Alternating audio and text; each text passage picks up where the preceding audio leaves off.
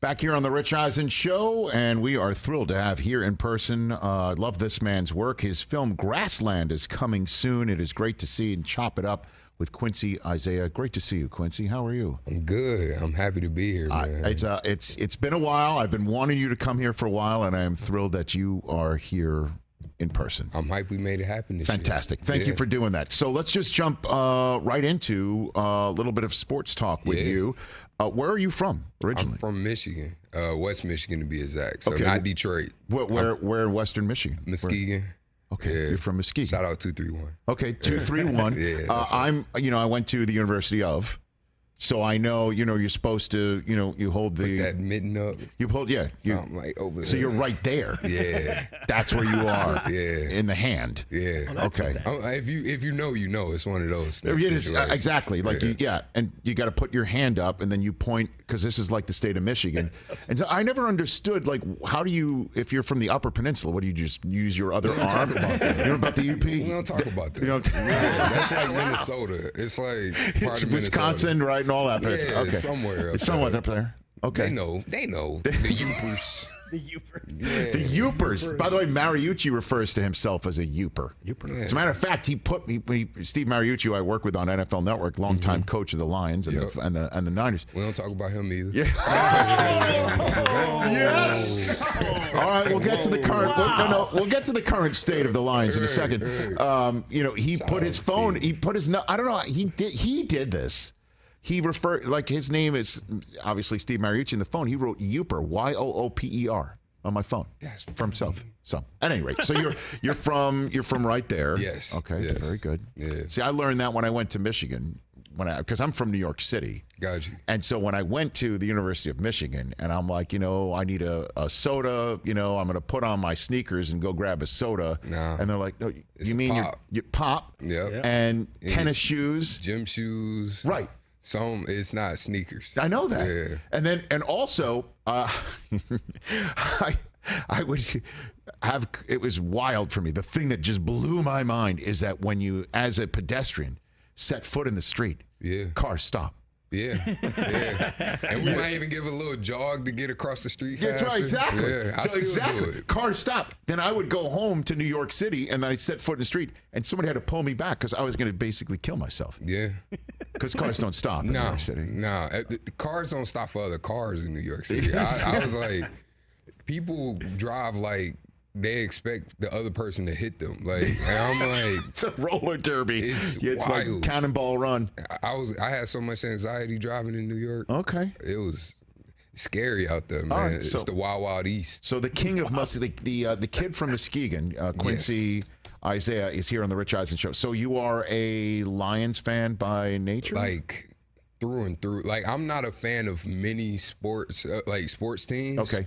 The Lions I'm a diehard Lions fan. So it hasn't been beaten out of you, is what you're saying? I think it's kind of one of those things where I'm like, we going to have our day in the sun eventually, and it's going to feel so much sweeter because we went through the years of pain. Mm-hmm. And I'm a Dan Campbell believer, man. So I'm like, I think we can get a playoff win. I'm telling you, like, right now, the hype on the Detroit Lions. I know I don't like it. Why? Because we don't do good with expectations. And it's scary, man. I'm not going to lie. It's a little scary. But I don't know. The culture seems a lot different this year. Yes. And last year, too. Like, I was even scared at the beginning of the season. But, like, I think it was after the Packers win. I was like, whatever. And then we won another game. And I was like, okay, all right. We might actually be turning the tide. And then that Carolina loss, I was like, I kind of had a feeling we was going to lose that game. Right. Because that was like a trap game a little bit. Right. But, against a team that had already fired their coach, and that's where you're saying about expectations. You're expected to win that one. Yep. And the Lions dropped that. But it's all part of a process. Yeah. And they are really good. I know. And the first game, the NFL put them right on TV to start the year against the Chiefs. So I know. I feel good. But you should feel good about that based on your philosophy that there's the expectation they're just going to get their asses handed to them. That's real. That's real. You know, so like we might actually sneak out a win on that game. Entirely possible. Yeah. But what about Dan Campbell speaks to you? Quincy? What about Dan Campbell? I think just the grit and like the because even when things are going well, he's still figuring out ways to get better. And I think that's something like he never rests on his laurels, and you can tell that. And I think the team buys into that, and we need that in a culture setter. And I think he's really good with doing with just keeping everybody focused, you know? What did you think of his introductory press conference that I'm sure he's now way past? I was scared. I was really scared. Because, from, what's his name? He used to coach at the Colts, Caldwell. Okay. When he had a good few years, and then they fired him, and I was like, yo, what we doing? And then Matt Patricia came over, and then, that happened.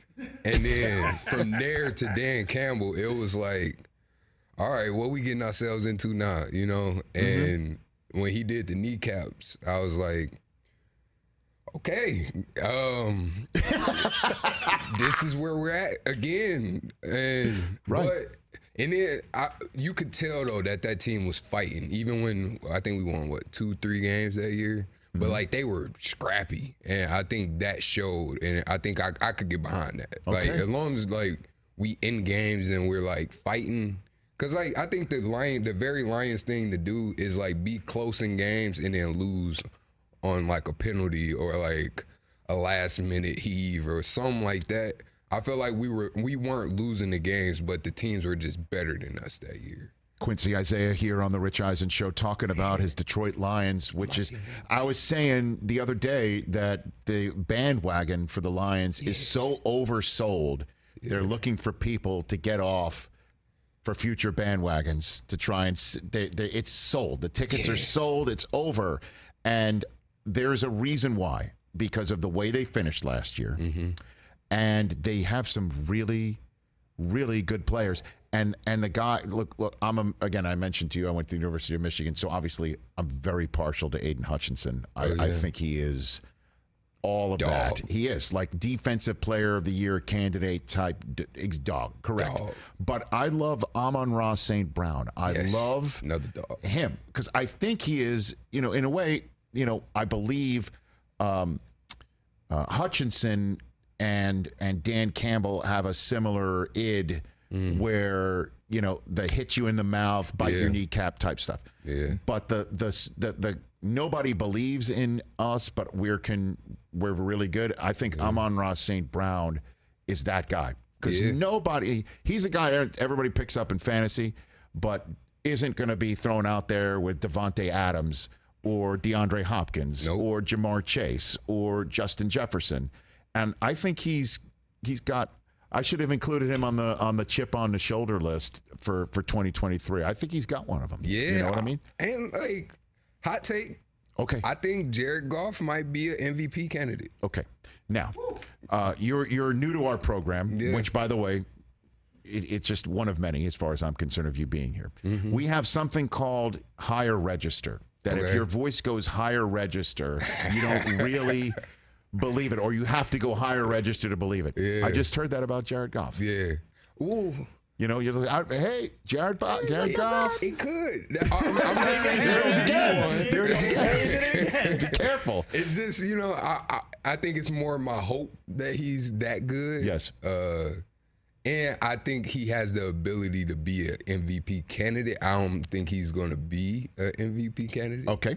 But I think he has the ability to have a season that could put him in that conversation. Okay. Are you a Pistons fan as well, or not so much? I'm trying to be. I like the young class that we got right now with Cade and Duran and Ivy. It's just tough. I was a Shaq fan, so I rooted against the Pistons in 2004. And they destroyed us. The Rip Hamilton Pistons. Yeah, Tayshaun, Ben Wallace. I couldn't stand them. Why? Cause I love Shaq, and they were a good team, and I felt like they stole one away from Shaq. So he doesn't have enough. No, I wanted him to be the GOAT. Like, I was a Shaq fan. Have you ever met Shaq? No. Okay. No. We should make that happen. Should we FaceTime Shaq right now? We could actually do That that. is Hey, hilarious. he's probably watching. Susie could definitely. Yeah, no, make my it wife. My wife. Okay. All right. So you're too young for the Bad Boys Pistons. Is A what you're little saying. bit. A little bit, yeah. Because when I was in college there to date myself, that was when the Bad Boys were beating up Jordan. Yeah. Like, that's when it was going down. And I hated them because I was a diehard Knick fan at the time. Oh, yeah. Yes. And trying to get Ewing where he needed to go. And there standing in the way was Zeke and Lampier and Mahorn. I hated Bill Lampier with a passion. Yeah. Okay, Joe so- Dumars was my dad's favorite player. Now, he was one of those guys, unhateable. Mm-hmm. You could not hate Joe Dumars. Yeah. So he was your dad's favorite player. Yeah, he my dad and my mom told me this story. Like, my dad, he wasn't starstruck at all. Like, but when he saw Joe Dumars in Detroit, that was the one time where he went like, yo, I gotta go say something to this man. And like, And what happened?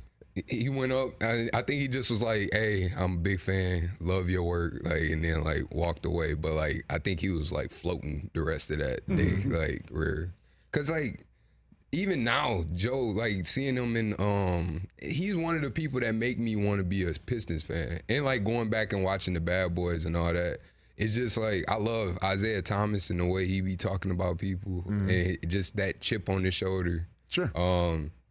I'm trying. That's why I'm like, I'm a born again Pistons fan. It's just I'm still in that process of like becoming a full Pistons fan. Did you play sports as a kid? Yeah, I played football through college and basketball, like pickup. Where'd you play college ball? Kalamazoo College is a D3 school on the west side. Yeah. Yeah. In Western Michigan. Yeah, it was right across the street from Western Michigan. Okay, right from actually. in Yep. Kalamazoo. Yeah, All right. So what was your game? I played offensive line. I know. Offensive line? Yeah. With guard, tackle, center, whatever. Everywhere. Oh, so of in course you got high school, I played tackle my first 2 years and then center my last 2. And then in college, they put me at guard. I started at guard my freshman year. Yes. And then my sophomore year, I think I might have moved out to tackle. And then my junior year, I played everywhere. In college. Yeah. So did you play against anybody that turned out to go somewhere at all? Not that I can remember. Okay. All right. But like, I know Tron, they sent some people to the league, I think.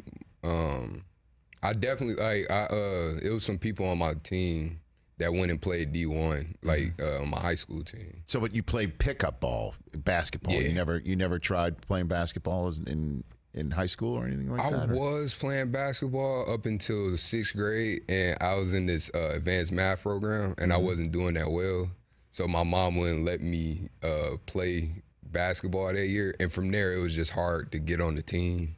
I always blame my mom. It was probably I wasn't that good, but like I be blaming her. Like, Well, it's your that's reason. what kids do is they You blame got their to mothers. to save my pride a little bit. Understood. Quincy Isaiah here on the Rich Eisen Show.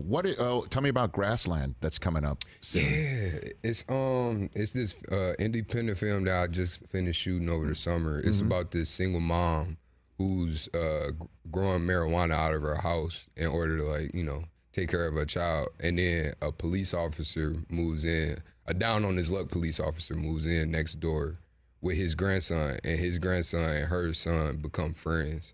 And as the family get close, you get to see like how the mom and the cop's relationship starts to get closer in a way that's interesting for the viewers to watch. Okay, and that's coming soon. How did you get into acting? How did that start?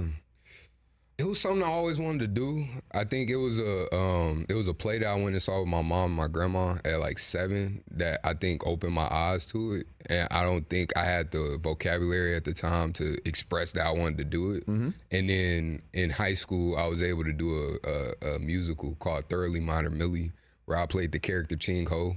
We had a colorblind casting. It was a fun thing to do, but I don't think I had found a passion for it until college, where I was able to take classes and like really understand the craft behind acting and do a few shows. I did Raisin in the Sun. That was the one that really got me. Sure. Who would you play in Raisin in the Sun? Walter Lee. Okay. Yeah, the lead. All right. Yeah, and going through that process, I think of just like diving into a character and then also having people receive that character the way they did, and really up me. It was really validating, sure, in a way, and it made me want to go to acting classes out in LA or acting school, and I got into the acting school, but the tuition was too high, so I was just like, all right, I'm just gonna move to LA, right, and try this path out. And lucky for me, I'm sitting here talking to you now. Well, it's worked out. You know? I would proffer to say, and again, this is no offense, that acting would be a way to get to Los Angeles, and thank you for including our show as a place that you'd want to be, rather than being an offensive lineman at Division III, Kalamazoo. What is it called again? Kalamazoo College. Okay, very good. I'm just throwing that out there. Yeah. You probably made the right choice, Quincy. I agree. So here's what we do on this program, and I'm going to throw it in your direction, and I hope you will accept. Yes. We did this with Jake Tapper of CNN the other day with the Philadelphia Eagles. We go game by game. Okay.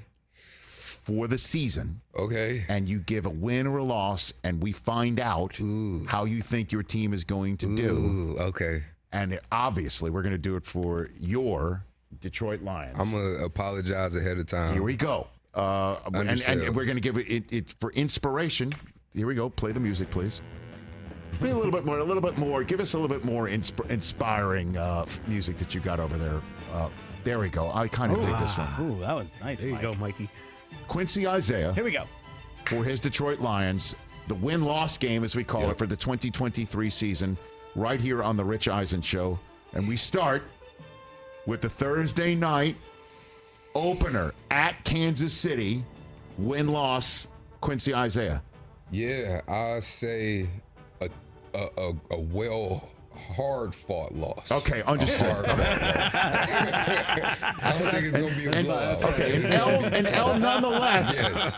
Chris, can you put an asterisk next to that? A hard loss. Yes. Yeah, that's a okay. good one. Back and forth game. That's the thing, though. I feel like we winning the next like 6 games. Okay, so hold on. Let's go. One at a time here. All right, my Home bad. for Seattle. That's a win. It's a win.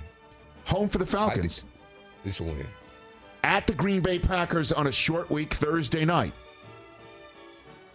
I think. Difference between a 2-2 start or a 3-1 start, Quincy Isaiah. It's at Green Bay. No, we taking that. That's right. That's how you ended. You sent Aaron Rodgers to the Jets Yes. for crying out loud in Let's that go. building. Okay, 3-1. Home for the Carolina Panthers. Yeah, we taking that one. Good, teach Bryce Young a lesson. Yes. That's a win at the Tampa Bay Buccaneers. Yeah, I don't trust them. That's a win. That's a win. Yeah. And then at the Baltimore Ravens. We might drop that one. Okay, that's a loss. Yeah. Okay, that's fine. So and by the way, there's no moral victories anymore. It's either win-loss. I gave you the first moral victory. Okay, all right now, that's fair. 5-2. Now it is home for the Raiders on a Monday night. Whole country watching on ESPN. That's a dub. That's a dub, and they go to the bye week at 6-2. Coming out, are you going to go to this game at the Los Angeles Chargers? I'm trying to. Yeah, I'm trying to get some tickets. What do you mean trying? It's over. We'll send you. Yeah, we sent Henry Winkler there for crying out loud last year. We can send Quincy Isaiah. Please, oh yeah, I would love to. Oh, we got you hooked up. This is what happens. You come on the show. I see you. Okay, yes, you do see me, and I see you at the Los Angeles Chargers. What do you got? It's coming off a bye. We might drop that one. Okay, so now I can go through the Chargers for those tickets. Yeah. Okay, very good. Home for the Chicago Bears. That's a dub. That's a dub. All right, home for the Packers on Thanksgiving Day. Yep, this is the first in a few years, a long time. We gonna get a win on Thanksgiving. You've got it. Okay, so now we've got, what are we, 1, 2, 3, 4, 5, 6, 8-3 going into New Orleans. Yes. Yes. 9-3 at the Chicago Bears going for the season sweep. Yes. That's a win. Wow. Home for the Yes. Broncos. Yes. Wow. At the Vikings. Yes. At the Dallas Cowboys. Yes. Oh, Yes. home for the Vikings. We might drop that one. Okay, because you're pulling your starters because you've only have 3 losses. Yep, we might drop that one. That is a 13-4 Detroit Lions season, according to Quincy Isaiah. That's all right. I'm like, I don't know if I feel great about that. You got caught up in the flow. I did. No, that first Green Bay game, it might be, I think, a lot of emotions, because you gotta let those divisional games. Of course, they're tough. So I'm like, we might drop that first one, but I think you might. And then So, what? It's still 13-4 because if you're going to change that one, I've got to change the game that you're physically at to a win. You're not going to show up for a loss. That's what I'm thinking too. You can't do that. But I feel like the Chargers got some stuff to prove. Like, they do, and they might be a little tough this year. All right, it's 13-4. We're sticking with it, or 12-4-1 with the one being a moral victory. Yeah. I like that. A hard-fought loss. Yes. Contested. Yes. Hard-fought loss. But you're not. I like that because you're like you are. Included we not going to go on national television when the NFL thinks you can give Patrick Mahomes and the Chiefs a game for our viewing pleasure when they put their banner up in Kansas City and think that you're showing up and getting the doors blown off. That is not happening. Yeah, it's not. Otherwise, a kneecap or might get bit. And that's why I'm saying it's not going. I just don't believe that. I think it's going to be a tough game. Okay. It's going to be a fun game to watch. Well, it is a thrill to have you here. I'm a huge fan of your work. And then Grassland is coming out soon. And then you come back here when we can talk more. All right. Cool. Okay, more than just what we've been talking about. He should come back before that Cowboys-Lions game to see if he wants to change his prediction. Oh, that's the Cowboy fan over in the corner. No. You trust him?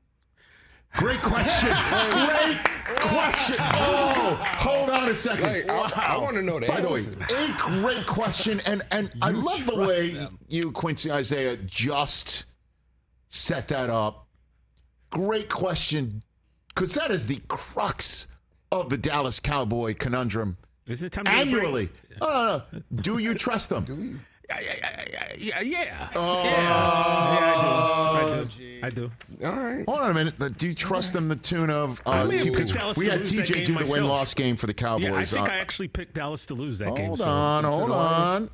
No, you had them winning that game. Okay, well then. But you had them 11-6. You had them losing to the Jets because you're smart. Come on. You had them losing at San Francisco, at Philadelphia, home for the Seahawks. Yeah, that's one of those games. Yeah, okay. Well, you don't trust them. Yeah. To answer Quincy's question. You had them losing at the Bills and then losing at the Commanders in the last game because you think they're just going to pull people. Yeah, it'll be a wrap by then. Great question, Quincy. Yeah. Great question. Because, every year, y'all going to the Super Bowl, right? Y'all going this year, too? Yeah, I don't see why not. Okay. Yeah.